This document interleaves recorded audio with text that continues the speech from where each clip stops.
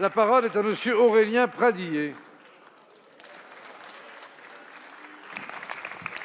Merci, Monsieur le Président. Ma question s'adresse à Monsieur le Premier ministre. Monsieur le Premier ministre, sommes-nous un grand pays? Sommes-nous un grand pays lorsque 300 000 êtres humains n'ont pas un toit pour survivre? Sommes-nous un grand pays lorsque 7 millions de personnes ont besoin de l'aide alimentaire pour se nourrir?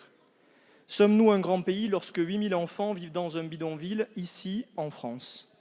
Sommes-nous un grand pays quand l'enfant d'une famille pauvre, quoi qu'il fasse, est condamné à rester pauvre? La France est-elle un grand pays lorsque 9 millions de nos concitoyens vivent sous le seuil de pauvreté alors qu'ils ont un travail et donc un salaire? Emmanuel Macron annonçait fièrement en 2017 qu'avec son quinquennat, plus une seule personne ne mourrait dans la rue.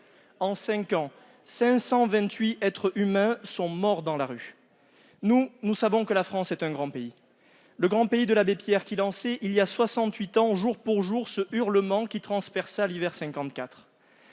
Celui du SAMU social, de Xavier Emmanuelli et de Jacques Chirac, de Geneviève de Gaulle-Antoniose et de sa lutte acharnée contre la misère. Nous croyons à la dignité, au salaire juste qui permet de nourrir sa famille. Nous croyons au mérite et à l'ascenseur social. Nous croyons à la main tendue envers ceux qui trébuchent et qui ont besoin d'aide. Contrairement à Emmanuel Macron, nous ne pensons pas que certains Français réussissent et que d'autres sont rien. Je n'ai pas de questions à vous poser, Monsieur le Premier ministre, car vous ne ferez pas en 2 mois ce que vous avez été incapable de faire en 5 années. Il est inutile que vous fassiez semblant, mais j'ai une promesse à faire aux Français en notre nom. Demain, nous nous battrons de toutes nos forces pour que chaque Français trouve la dignité. Nous ferons ce que vous n'avez pas fait. Merci. La parole est à Madame Emmanuelle Wargon, ministre déléguée chargée du logement. Monsieur le Président, Monsieur le député Aurélien Pradié, vous n'avez pas, ni vous ni notre famille politique, de leçons à nous donner sur l'accueil des personnes en difficulté et sur l'hébergement d'urgence. Quand vous étiez au pouvoir, il n'y avait que 118 000 places d'hébergement ouvertes. Et ces 118 000 places d'hébergement, elles fermaient au 1er avril, dès les beaux jours, mettant les personnes à la rue. Et les associations avec lesquelles nous travaillons tous les jours, que le Premier ministre a encore reçues, faisaient la trésorerie d'un budget qui n'était jamais financé. Il y avait 1 milliard d'euros sur cette politique.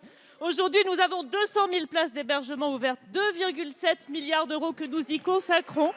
Et ces places sont ouvertes toute l'année.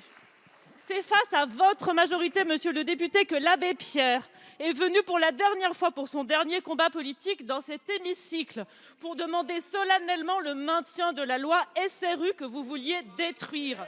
Et c'est cette majorité qui a proposé de rendre permanente cette loi qui permet de produire du logement social partout où nous en avons besoin.